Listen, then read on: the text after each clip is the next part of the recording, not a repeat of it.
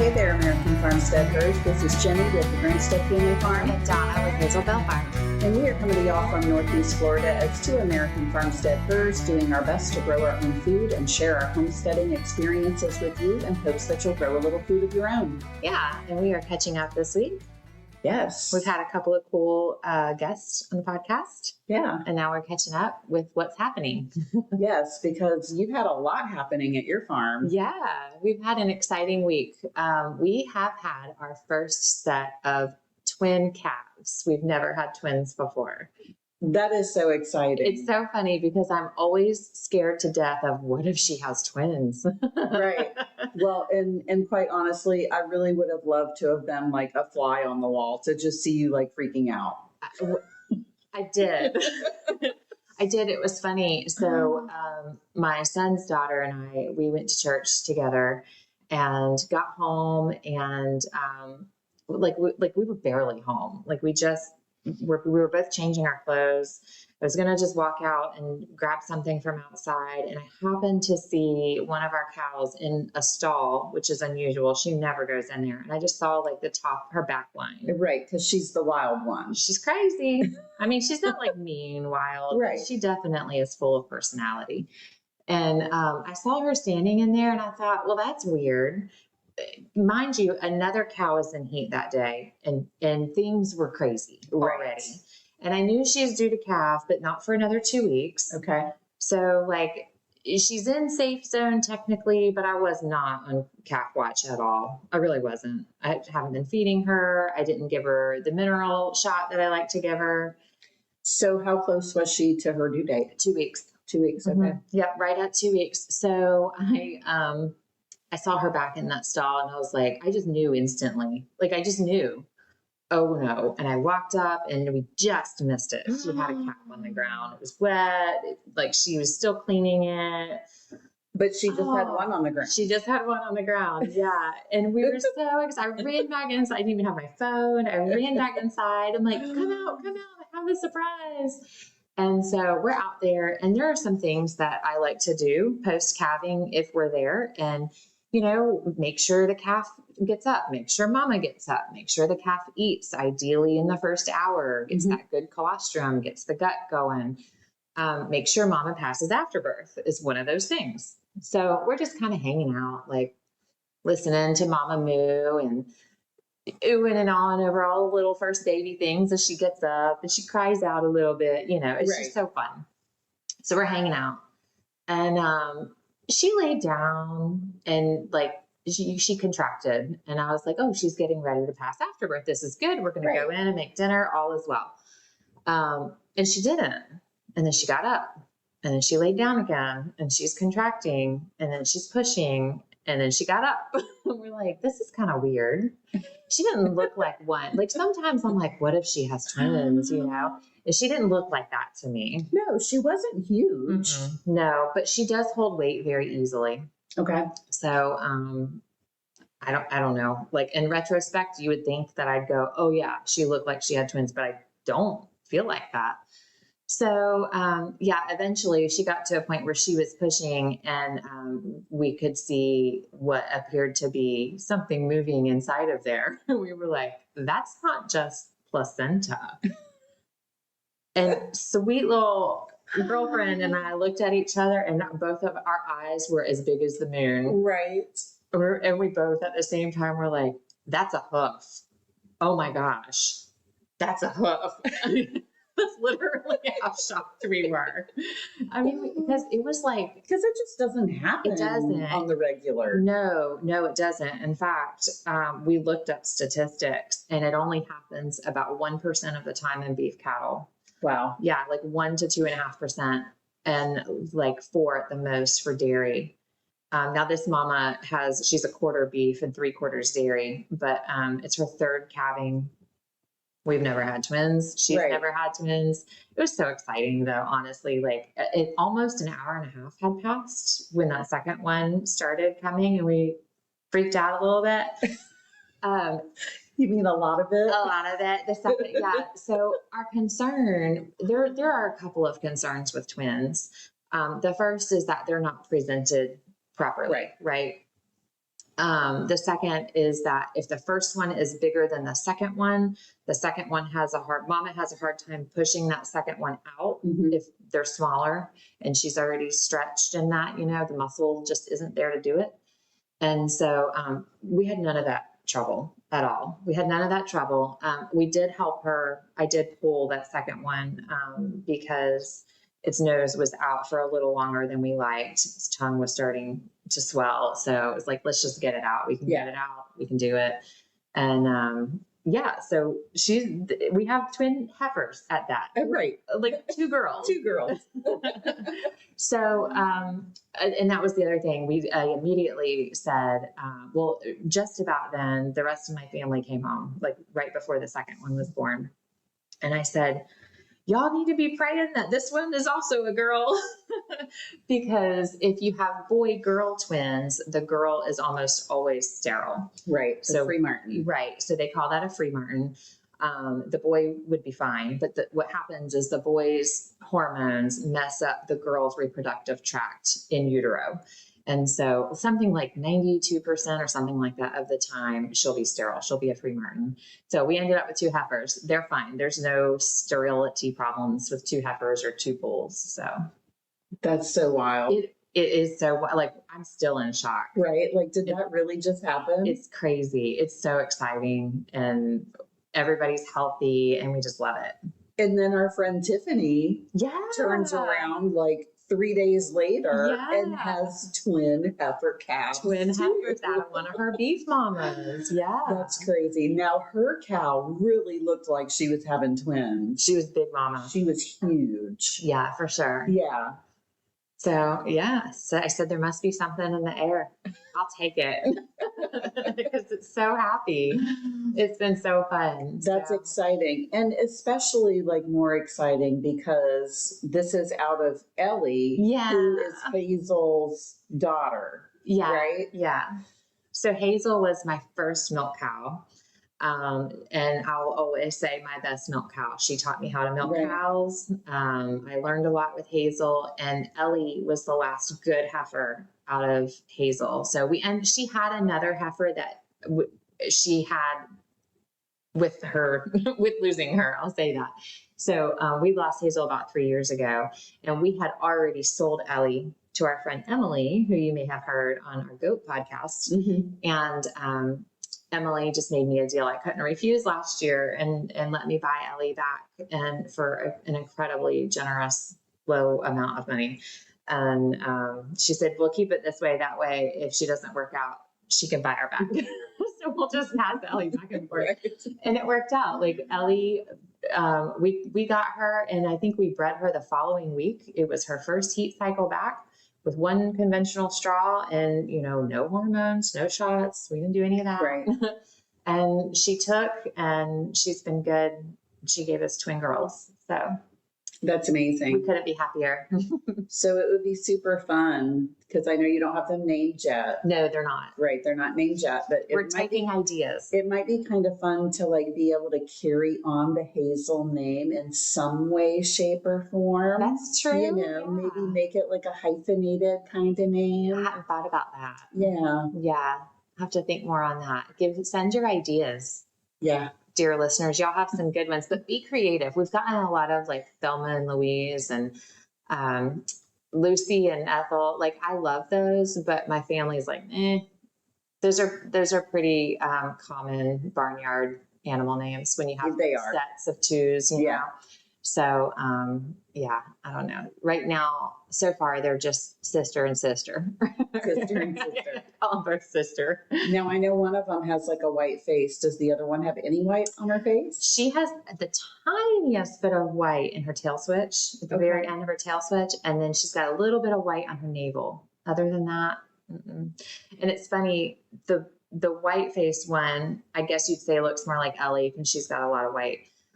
She's got some white in her ears. She's got like white feet. She like looks so fancy. And like when I look at her straight on, she's got white under her eyes. So like, she looks like she's got her makeup done and her high heels on. But the other one is more black and her face shape is more like Jersey shape. Okay. So, and the other one is like a shorter Hereford face. Right. So it's funny. Super exciting. I just love it. I love every bit of it. Yeah. And so is Ellie doing a good job taking care of them? Ellie's doing fantastic. Good. Yeah. So that was another concern, is that she would just dote on one and not the other, or Right. kick the other one away. So we corralled them and kept them in a small space together, the three of them. And firstly, gosh, it's been 4 days. Okay. So I let them out today, and she dotes on both of them. So she calls them, they come running. It's been good. So are you going to milk her at all? I have milked her just to get a feel for her udder a little bit here and there, but I probably will not with the two babies. She's not a big producer anyways. Mm-hmm. So she might need it all. She might need it all. They might need it all.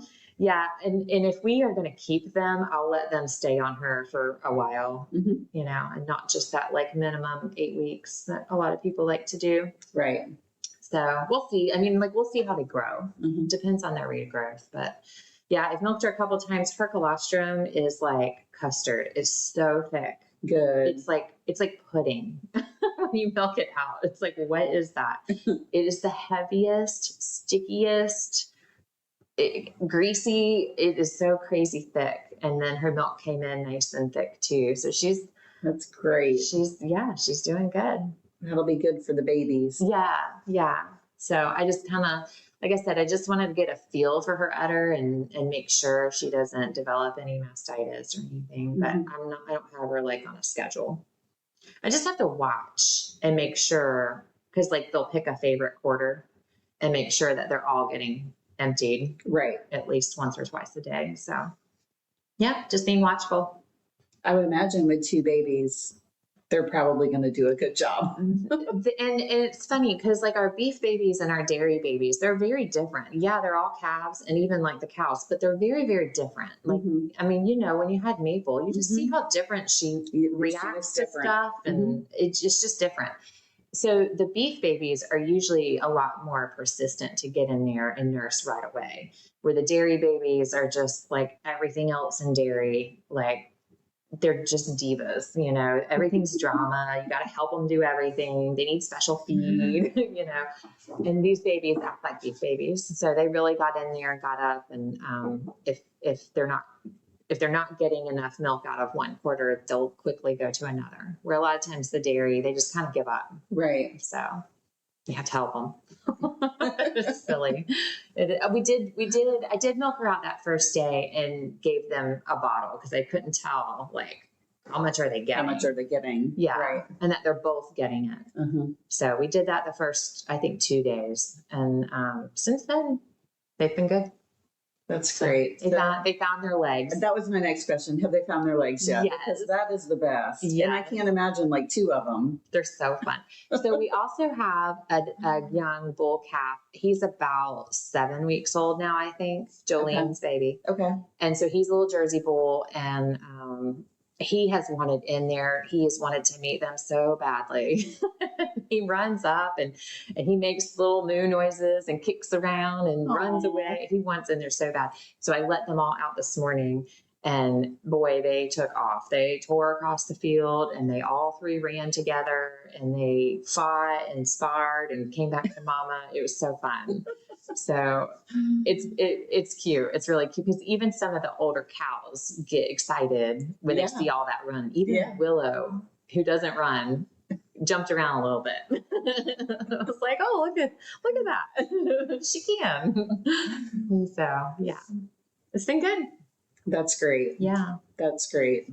Yeah. Well, we had not so much of a fun week this past week on our farm. We actually had to put down our mama sheep that was injured. Oh, yeah. I think I talked about that last week a little bit, or the week before even. A couple weeks ago. A couple weeks ago. Yeah, I mean, you know, we would think, oh, look, she's doing better. Yeah. Like, she looks better. And then the next day it would be like, oh no, she doesn't look good. And the next day, like, I always I don't know, maybe I give them too much of a chance. You know, I just want to make sure, like, are you going to hopeful? I was hopeful, you know, because one day she would be up eating and walking around, still like limping, but then the next day she would be like, oh, no, I don't feel good, you know, and she had so much antibiotics.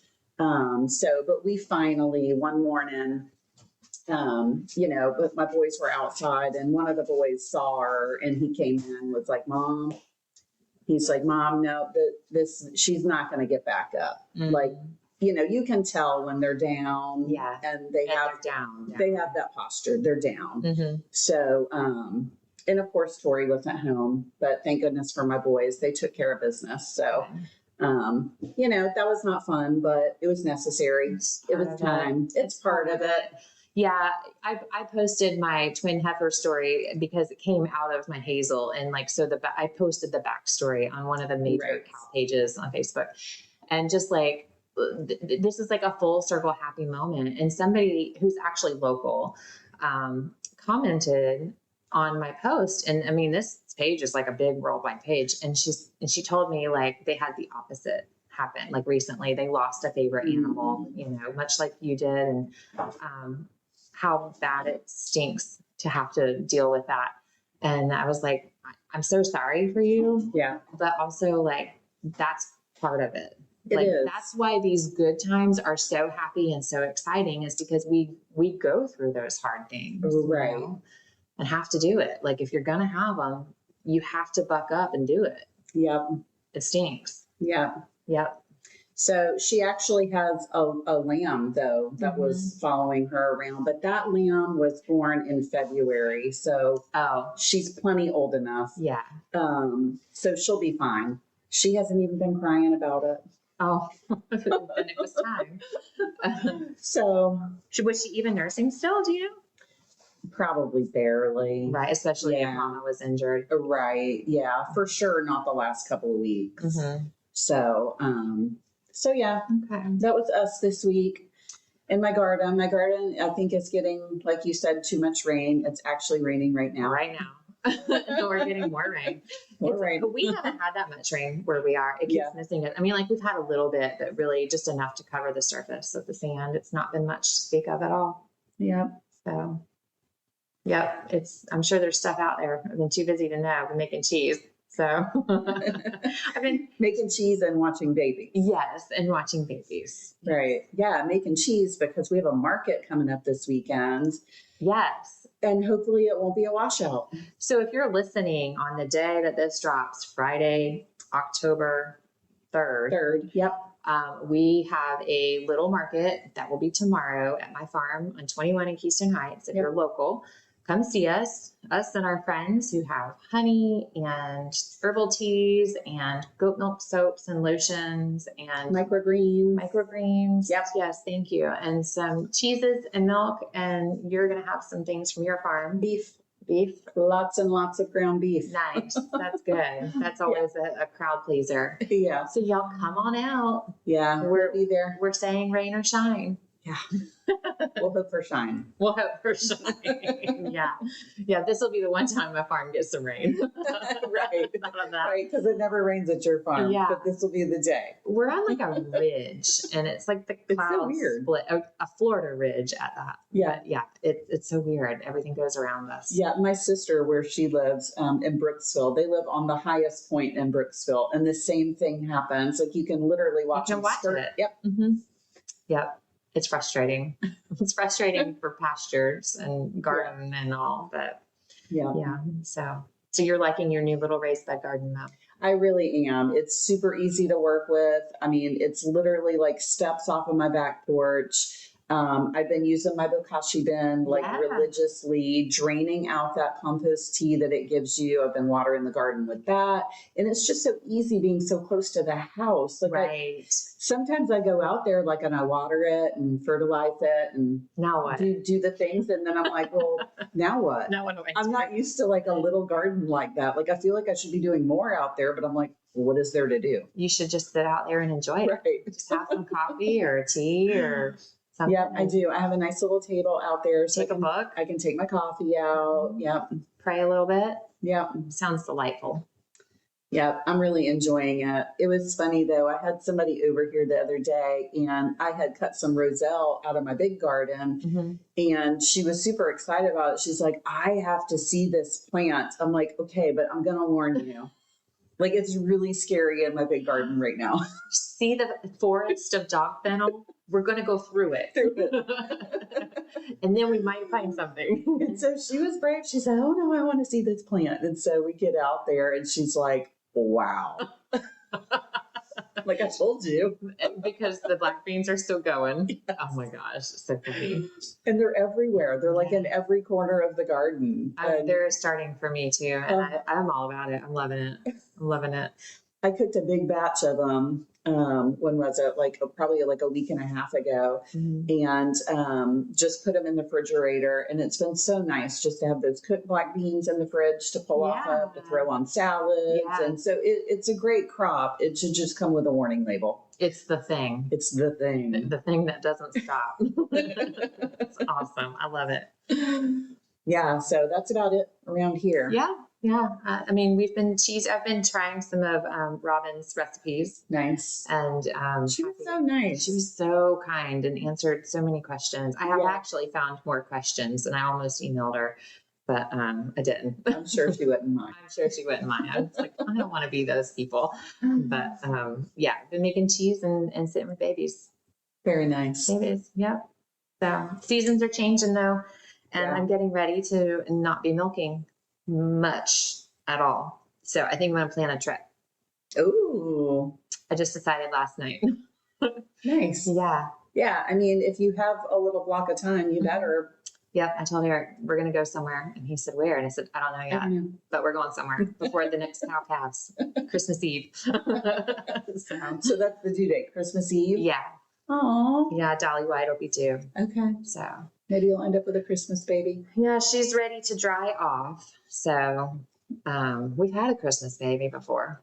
Willow, Cap Ginger. Right. Mm-hmm. That's right. So she's ready to not milk and have her a break. Willow's going to give me a break, and then that's it.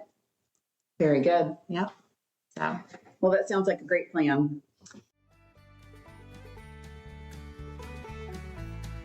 So that's it. That's all we got going on this week. We will be back next week with something. All right. Until then. Later, y'all. Bye. Bye.